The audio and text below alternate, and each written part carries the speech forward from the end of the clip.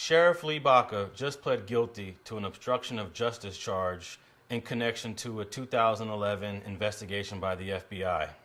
Now, for the last 5 years, Lee Baca has been denying any wrongdoing in this matter when, in 2013, the FBI decided to indict 18 LA County Sheriff's deputies.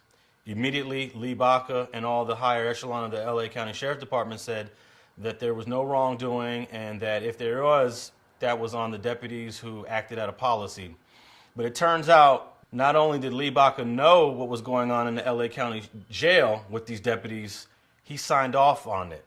So what did he sign off on? Let's talk about that. What did he sign off on? An inmate working as an informant for the FBI bribed a deputy to smuggle a cell phone into the jail. Deputies were also indicted for beating inmates.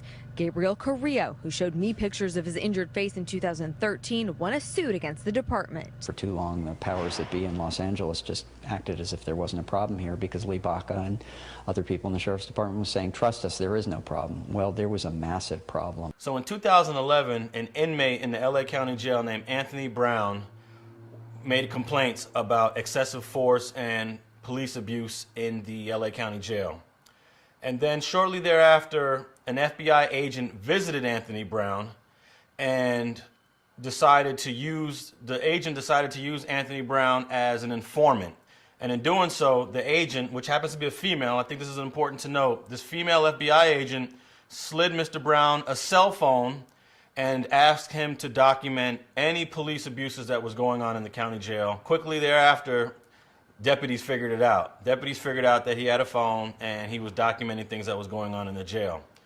So the FBI agent, whose name is Leah Mark, she requested to see Anthony Brown, and the deputies started to play games with her. They said he's not here, he's in transportation, he's in another facility.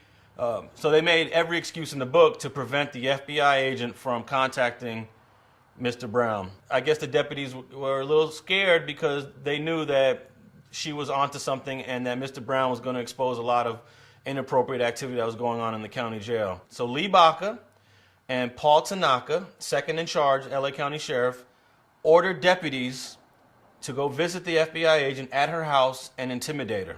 At the center of the case is this undercover video. Two sheriff's deputies approaching an FBI special agent seen in the blue shirt. I'm in the process of swearing out a declaration for an arrest warrant for you. Federal investigators say the deputies were trying to intimidate the agent under orders from former Sheriff Lee Baca, who, according to the complaint, instructed sergeants to do everything but put handcuffs on her. They said if she continues to meddle into any investigation at the county jail, that they, the sheriffs, were going to arrest her, the FBI. Now, of course, any common sense person knows that that's not going to happen ever. But the fact that they even tried that and attempted it is ridiculous. So that's what started this entire investigation now that went from investigating the abuse inside the county jail. Now it went to investigating these sheriff's deputies. I believe that the FBI agent, Leah Mark, if she wasn't a female, maybe the LA County Sheriff Department would have looked at this agent differently. We have to believe that there's some gender discrimination going on within the department for them to believe that they could threaten a female FBI agent. That clearly didn't work, but the mentality and the culture of an organization to even attempt that suggests that there's some sort of gender issues going on here. So that was in 2011. Fast forward to 2013, the FBI, the United States Justice Department, indict 20 sheriff's deputies in connection with the investigation that the FBI agent was doing with Mr. Brown. And since then, several deputies have already pled guilty. A couple of them have already been found guilty through trial, and they're already starting to serve their jail time. This will be worse than the LAPD Rampart scandal from the 1990s. We already have Fernando Luviano sentenced to 7 years, Susie Ayala sentenced to 6 years, Eric Gonzalez, who was a sergeant, sentenced to 8 years. We have two other agents, Mr. Womack and Mr. Zugi Moji, that pled guilty, and they've started serving their time. Joey Aguiar was just found guilty in January of 2016. Mariano Ramirez was found guilty also in 2016, and they await to be sentenced. So right now we're talking about perhaps up to 40 years combined that the sheriff deputies have been sentenced to, and this is going to exceed the number of years that everyone in Rampart served when this case is completed. But it doesn't end there.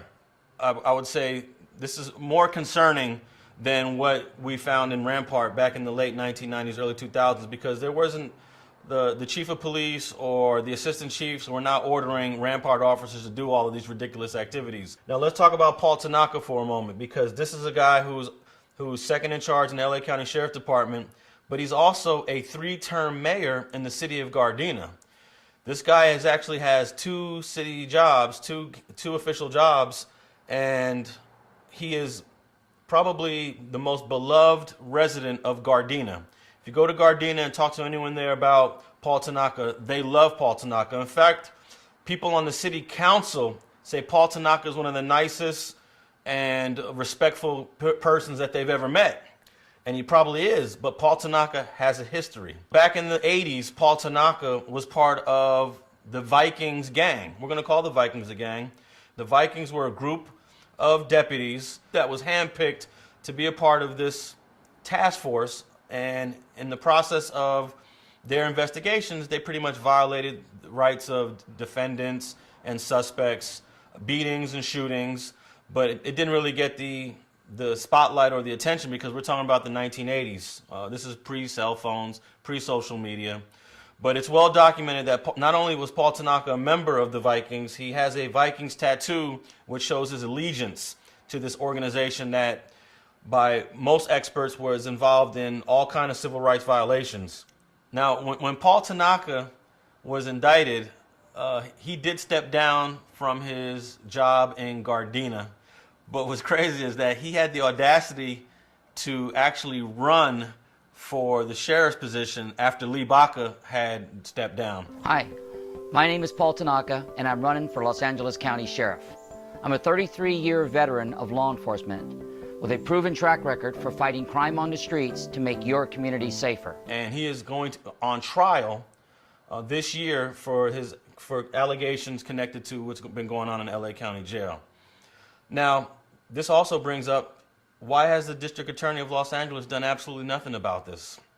And I would argue that Jackie Lacey and the Los Angeles District Attorney's Office is part of the cover-up, because they were completely aware of what was going on in the LA County Jail, but they never decided to charge any deputy or indict any deputy, and we got to wait for the federal government to do the job that the LA District Attorney's Office should have been doing 3, 4, 5 years ago. I think it's huge that Lee Baca is pleading guilty to this obstruction of justice charge, but also at the same time, he is getting a sweetheart deal that the other deputies are not getting. Lee Baca is not going to be going to prison for 7 years. He's not going to lose his pension, and he's only pleading guilty to 1 charge, when in fact he was the overseer of what all these other deputies did. So if you have a deputy like Eric Gonzalez that's sentenced to 8 years for what he was doing under the order of Lee Baca, shouldn't Lee Baca be sentenced to the same type of penalties? Now, I understand some of the reasoning behind the Justice Department not wanting to pursue complete charges against Lee Baca, because they don't want to undermine the institution of the LA County Sheriff's Department. They also don't want to undermine the job that the new sheriff has to do, Jim McDonald. And they also don't want to create a already bigger divide between the community and the sheriff's department, which already exists. So they slap him on the wrist, give him a felony conviction, tell him that he's going to serve up to 6 months in jail, which he probably won't do any time at all.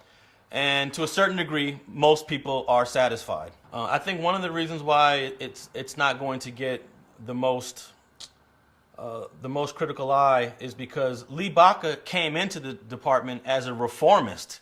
He was the guy considered to reform the department from the days of Sherman Block.